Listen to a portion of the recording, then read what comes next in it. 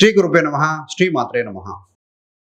Welcome to VMK astro numerology channel. Rahu మరియు కేతు గ్రహాలు రాసులు మారుతుండడం వల్ల అంటే 18 సంవత్సరాల తర్వాత రాహు వచ్చి మీన రాశిని వదిలి కుంభరాశిలో స్థితి పొందబోతున్నారు. ఈ యొక్క కేతు గ్రహము కన్యా రాశిని వదిలి సింహరాశిలో స్థితి పొందబోతున్నారండి. 18 మే 2025 నుండి డిసెంబర్ 4, 2026 వరకు దాదాపుగా 1.5 సంవత్సరం 18 నెలల పాటుగా కుంభరాశిలో ఉండబోతున్నారు. ఒక్కో రాశిలో రాహుకేతువులు 1.5 ఇయర్ అండి, 18 నెలలు ఉంటారు. 1.5 ఇంటూ మనం కనుక 12 వేస్తే 18 ఇయర్స్ వస్తుంది. అంటే మీనాన్ని వదిలి మళ్ళీ కుంభరాశిలో తిరిగి రావడానికి 18 సంవత్సరాలు పట్టిందనమాట. సహజంగా రాహు యొక్క గ్రహ స్వభావం చూస్తే ఇదొక అత్యాశ. రాహు అంటే అత్యాశ అండి, కేతు అంటే నిరాశ. కేతు మోక్షకారకుడు. ఈ యొక్క రాహు అనే గ్రహము మెటీరియలిస్ట్లకి కారకుడు అవుతారు. అంటే సుఖం, భోగం, అందం, ఆనందం. సో ఎట్టి పరిస్థితుల్లో విజయం పొందాలి, లాభాలు ఆర్జించాలి, 100 అధిక శ్రమ, ఇవన్నీ ఇండికేట్ చేస్తారండి. వాస్తుపరంగా చూసినప్పుడు నైరుతి భాగాన్ని ఇండికేట్ చేసేది ఒక రాహు. కేతు వచ్చి ఈశాన్య భాగాన్ని ఇండికేట్ చేస్తూ ఉంటారు. శనివత్ రాహు అంటారు. రాహు కేతు గ్రహాలు కాదండి, ఛాయాగ్రహాలు. సో ఈ యొక్క సూర్యచంద్రుల ఈ యొక్క నోడ్ కటింగ్లో భాగంగా ఉత్తర బిందువుని రాహు అంటే, దక్షిణ బిందువుని కేతు అంటాం. అంటే north node is nothing but Rahu, south node అనేది కేతుని ఇండికేట్ చేస్తూ ఉంటుంది. మరి వీరు ఎలా పనిచేస్తారంటే, ఈ యొక్క రాహుకేతులు ఏ రాశిలో ఉంటే ఆ రాశి ఫలితాన్ని, ఏ గ్రహంతో కలిసి ఉంటే ఆ గ్రహ ఫలితాన్ని, ఈ యొక్క రాహు ఏ నక్షత్రం మీద ఉంటే ఆ నక్షత్ర ఫలితాన్ని, రాహువు మీద ఏ గ్రహాల యొక్క దృష్టి ఉందో వారి ఫలితాన్ని ఇస్తూ ఉంటారు. వీరు ఎందుకంటే ఛాయాగ్రహాలు కాబట్టి. సో ఇక్కడ ఏ రాశికి వస్తున్నారు? కుంభరాశికి వస్తున్నారు. శనివత్ రాహు, కుజవత్ కేతు అంటాం. శనిలాగా పనిచేస్తారు ఈ యొక్క రాహు.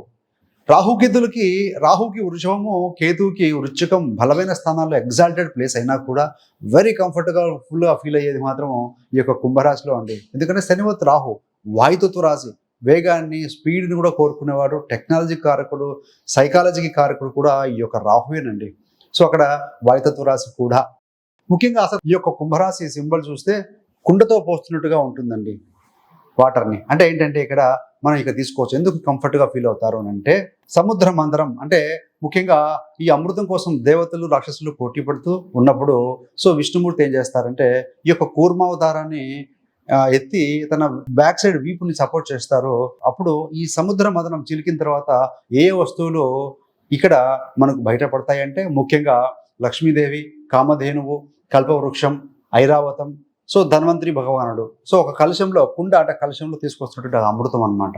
సో ముందు ఏంటంటే విష్ణుమూర్తి మోహిని అవతారం ఎత్తి దేవతలకు సో అమృతం పోయాలి, చిరంజీవత్వం రావాలని, సో రాక్షసులు కనుక ఇస్తే కనుక చెడు చేస్తారు, ప్రపంచాన్ని నాశనం చేస్తారన్న ఉద్దేశంతో మోహిని రూపం అవతారం ఎత్తి వీరికి పోస్తూ ఉంటే ఇది గమనించిన ఈ యొక్క స్వర్భాను అనే రాక్షసుడు అంటే ఏంటంటే సో ఆయన తెలివిగా దేవతల వరుసలో కూర్చుంటాడు అమృతత్వం స్వీకరించే దానికోసం.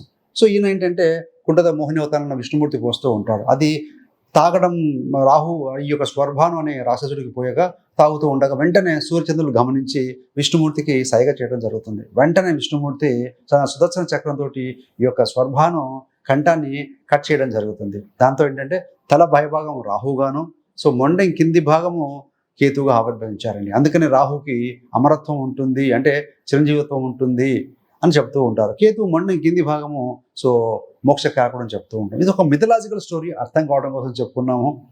మరి ఎలాంటి ఫలితాలు ఇస్తారు? మేషరాశి వారికి ముఖ్యంగా మేషానికి అధిపతి కుజుడు. మేషరాశిలో అశ్విని 4 పాదాలు, భరణి 4 పాదాలు, కృతిక 1వ పాదం, మొత్తం 9 నక్షత్రాలు ఉంటాయండి. సో వీరందరికీ కూడా మనం చెప్పుకోవటువంటి ఒక ఫలితాలు వర్తిస్తాయి.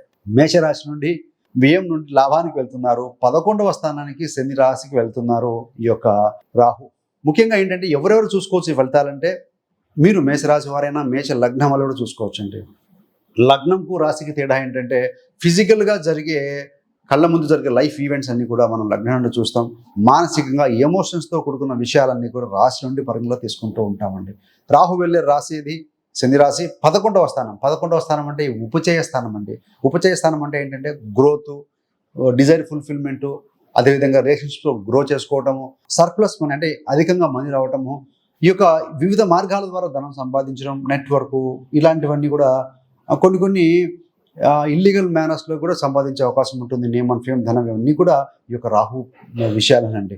ముఖ్యంగా ఏంటంటే రాహు అనేవాళ్ళు ఈ యొక్క 11వ స్థానంలో ఉన్నప్పుడు గురుడు దృష్టి కూడా ఉంటుందండి. అంటే కంప్లీట్గా ఈవిల్ నెగటివ్ ఎఫెక్ట్ అనేది పూర్తిగా తన ప్రభావాన్ని చూపించకుండా గురుడు తన శుభదృష్టితోటి రాహు మీద దృష్టి పెడుతూ ఉంటారు కాబట్టి సో నెగటివ్ ఇంపాక్ట్ తగ్గుతుంది రాహు 11వ స్థానంలో ఉన్నప్పుడు. మరి ఏం జరుగుతుంది మేషరాశి వారికి అన్నప్పుడు ఆల్రెడీ మీకు ఏలినాటి శని మొదలైంది, భయపడాల్సిన అవసరం లేదు. ఆల్రెడీ ఒక వీడియో కూడా చేసాం. సో 10వ అధిపతి 11వ అధిపతి శని 12లో ఉండటం వల్ల ఏమవుతుందంటే బహుదూర ప్రయాణాలు, దూర ప్రాంతము, చేంజ్ ఆఫ్ జాబ్ ఇలాంటివి జరుగుతూ ఉంటాయి. అట్ ది సేమ్ టైం మనకు రాహు కూడా 18 మే నుండి లాభానికి వస్తున్నారు కాబట్టి మీకేంటంటే మీకు ఒక మంచి డ్రీమ్ జాబ్ మీరు ఎప్పటి నుంచో అనుకుంటూ ఉంటారు, ఇలాంటి జాబ్లో వస్తే బాగుంటుంది, మంచి ప్యాకేజ్ ఉంటుంది, మంచి కంపెనీ ఎంఎన్సీ కంపెనీ అంటూ ఉంటారు. సో ఎంఎన్సీ అంటే మల్టీనేషనల్ కంపెనీ, ఇక్కడ విదేశీ కూడా అవుతుందండి. విదేశీ కంపెనీలకు వర్క్ చేయటం, రాహు 11వ స్థానంలో ఉన్నారు కాబట్టి ఏంటంటే సక్సెస్ వస్తుంది, గ్రోత్ ఉంటుంది, అబ్రాడ్కి వెళ్ళే అవకాశం ఉంటుంది, అబ్రాడ్లో అక్కడ ఏమైనా స్థిరపడడం కూడా ఉంటుంది, అబ్రాడ్లో రీలొకేషన్ అంటూ ఉంటాం కదా, ఇలాంటివన్నీ కూడా అవకాశాలు కల్పిస్తాడు ఈ యొక్క రాహు అండి. సో రాహు దృష్టి 3వ స్థానం మీద పడుతూ ఉంటుంది, గురుడు కూడా తన నవమ దృష్టిత 11వ స్థానాన్ని వీక్షిస్తూ ఉంటారు కాబట్టి ముఖ్యంగా 3, 7, 11 స్థానాల్లో యాక్టివేట్ అవుతూ ఉంటాయి. ఏంటి అవి?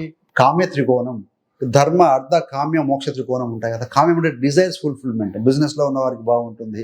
సో కొన్నిసార్లు ఇల్లీగల్ మేనర్స్లో కూడా పోవడానికి ప్రయత్నం చేస్తారు, వ్యాపార విషయంలో కూడా.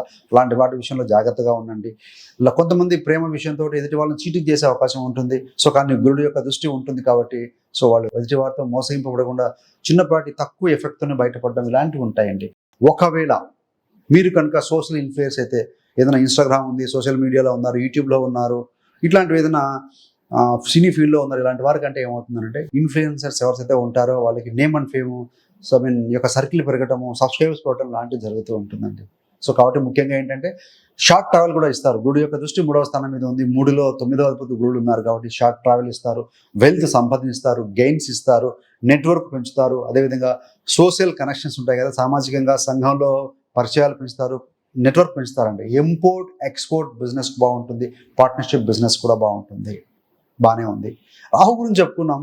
What about Ketu? కేతు గురించి, కేతు మోక్ష కారకుడు, సహజంగా డిటాచ్మెంట్ కారకుడు, అన్సాటిస్ఫాక్టరీ అసంతృప్తికి కారకుడు కేతు అంటూ ఉంటాం. మరి ఇక్కడ ఏంటంటే 5వ స్థానంలో మేషరాశి వారికి, మేషలగ్నం వారికి 5వ స్థానంలో ఉంటారు. నిజాయితీగా ఉండాలండి. సో ఎవరైతే నిజాయితీగా ఉండరో వాళ్ళు వాళ్ళ ప్రేమ నుంచి కట్ అయిపోవడము, అదేవిధంగా పిల్లలకి మీరు సంతానానికి కొంచెం సమయం వెచ్చించలేకపోతున్న భావన, వారు కూడా పేరెంట్స్ గురించి ఇంట్లో ఉండట్లేదు, సమయం కేటాయించాల భావన ఉంటుంది. సో ఈ యొక్క లవ్ రొమాంటిక్ రిలేషన్స్లో ఎవరైతే ఉంటారో వారికి కొంత డిస్కనెక్షన్స్ అయ్యే అవకాశం కూడా ఉంటుందండి. ముఖ్యంగా ఏంటంటే స్పెక్యులేషన్, 5వ స్థానం అంటే స్పెక్యులేషన్స్ అంటూ ఉంటాం కదా, గ్యాంబ్లింగు, ఈ యొక్క స్టాక్ మార్కెట్, ఇట్లాంటివి ఏవైతే ఉంటాయో క్లబ్స్, ఇలాంటి యాక్టివిటీస్లో కొంత ఇబ్బందులు పడే అవకాశం ఉంటుంది. అంటే కేతు డిటాచ్ తగ్గించేవాడు. So you have to be very very careful అండి. కానీ ఈ యొక్క కేతు 5వ స్థానంలో ఉండటం వల్ల మంత్రస్థానం, అంటే మీకు కనుక మంచి గురువు దొరికితే కనుక సో అక్కడ రాహు 11లో ఉన్న బ్యాలెన్సింగ్గా చేస్తారండి. మీకు భవిష్యత్తు కోసం వేసే ప్రణాళికలు ఏవైతే ఉంటాయో కేతు నిదానంగా ఫలితం ఇస్తాడు కాబట్టి సో పాజిటివ్గా ఆలోచించండి. ఫ్యూచర్ గురించి ఏదైనా మీ మ్యాప్ అంటే మ్యాసివ్ యాక్షన్ ప్లాన్ వేసుకోండి. డిజైర్స్ డ్రీమ్స్ పెట్టుకొని కనుక మీరు 11లో రాహు సహకరిస్తాడు, మీరు కనుక ప్లాన్ కేతుతో సపోర్ట్ తీసుకోగలిగితే కనుక మంచి కోసం వేసే ఆలోచనలో ఎప్పుడు రిజల్ట్ ఇస్తాయండి. గురుదృష్టి రాహు మీద ఉంది కాబట్టి మంచి ఫలితాల కోసమే మీరు ప్లాన్ ఆఫ్ యాక్షన్ ఉండాలి. అదర్వైజ్ ఎదుటి వారిని ఇబ్బంది పెట్టి చేసే ఫలితాలు ఎప్పుడు కూడా మీకు వర్కౌట్ కావు. సో అదేవిధంగా ఎవరైతే ప్రెగ్నెన్సీతో ఉన్న వాళ్ళు కొంత జాగ్రత్తగా ఉండండి. 5వ స్థానం సంతాన స్థానం కూడా ఇండికేట్ చేస్తూ ఉంటుంది కాబట్టి సో అది. అదేవిధంగా మీ యొక్క పిల్లల ఎడ్యుకేషన్ల మీద కూడా కొంత ఫోకస్ చేయగలిగితే మాత్రం డెఫినెట్గా వారి అభివృద్ధికి మీరు బాటలు వేసిన వారు అవుతారండి. బాగానే ఉంది. రెమెడీ పరంగా చూస్తే ఏది ఇస్తే బాగుంటుంది అన్నప్పుడు 11th హౌస్లో పాజిటివ్ ఫలితాలు ఇస్తున్నాడు రాహు. కేతు 5వ స్థానంలో కొంచెం అదవ ఫలితాలు ఇస్తున్నారు కాబట్టి ముఖ్యంగా ఈ యొక్క శని డిజైర్స్ అధికంగా ఇస్తూ ఉంటారు కాబట్టి పాజిటివ్ డిజైర్స్ కోసం, పాజిటివ్ అవుట్కమ్ కోసం మీరు ఏం చేయొచ్చు అంటే, ఆయన ఉన్నది శని రాశి, శనికి సంబంధించిన రుద్రాక్ష వచ్చి 7 ముఖాలు కలిగిన రుద్రాక్ష. ఆ రాహుకు సంబంధించి ధరించాల్సినటువంటి రుద్రాక్షలు ఉంటాయి, అష్టముఖి ధరిస్తే సరిపోతుంది. 8 ముఖాలు కలిగిన రుద్రాక్ష ధరించవచ్చు. సో ఇందాక చెప్పుకున్నాం విష్ణుమూర్తి, సో ఈ యొక్క ఐరావతము లాగా మనం యాక్ట్ చేస్తే మోస్తూ ఉంటారు కాబట్టి సో అక్కడ ఏమవుతుందంటే విష్ణుమూర్తి నారాయణుడు. సో చెడు జరగకుండా ఉండటం కోసం ఏంటంటే మనము 10 ముఖాల రుద్రాక్ష కూడా ధరించవచ్చు అండి. ముఖ్యంగా 7, 8, 10 మీకు కనుక జాతకంలో శని బలహీనంగా ఉన్న, రాహు బలహీనంగా ఉన్నా కూడా సో రాహుకేతు శని బలహీనంగా ఉండి మీకు కనుక రాహు దశ కానీ, రాహు అంధదశ కానీ, రాహు నక్షత్రాలకు సంబంధించిన వారు కానీ ఎవరైతే ఉంటారో 4వ నెంబర్ వారు ఉంటారు న్యూమరాలజీ ప్రకారం. సో బర్త్ నెంబర్ కానీ, డెస్టినీ నెంబర్ కానీ అలాంటి వారందరూ కూడా ఈ రుద్రాక్షలు ధరించవచ్చు. సో అదేవిధంగా దుర్గా అమ్మవారి ఆరాధన, గణపతి ఆరాధన కూడా మంచి ఫలితం ఇస్తుందండి. మీకు కనుక ఇంకా ఈ యొక్క మేషరాశి వారికి తెలుసుకోవాలి, అసలు పుట్టుక నుండి మరణం వరకు వారి జీవిత రహస్యాలు ఏంటి, మేషరాశిలో ఎందుకు జన్మించారు, ఇలాంటి అన్ని విషయాలు కూడా చర్చించడం జరిగింది. ఒక మంచి వీడియో రిలీజ్ చేశామండి. ఆ వీడియో కనుక గమనించగలిగితే మంచి విషయాలు అవగతమవుతాయి. సో ఆ వీడియో యొక్క లింక్ కూడా మీకు డిస్క్రిప్షన్లో ఇవ్వడం జరుగుతుంది, దయచేసి గమనించగలరు. So thanks for watching. ఇలాంటి మరిన్ని మంచి మంచి వీడియోల కోసం VMK astro numerology channel subscribe చేసుకోగలరు. పక్కనున్న బెల్ సింబల్ మీద క్లిక్ చేస్తే మేము చేసే ప్రతి వీడియో కూడా నోటిఫికేషన్ ద్వారా మీ దాకా అందుతుంది. సర్వేజన సుఖినో భవంతు. స్వస్తి.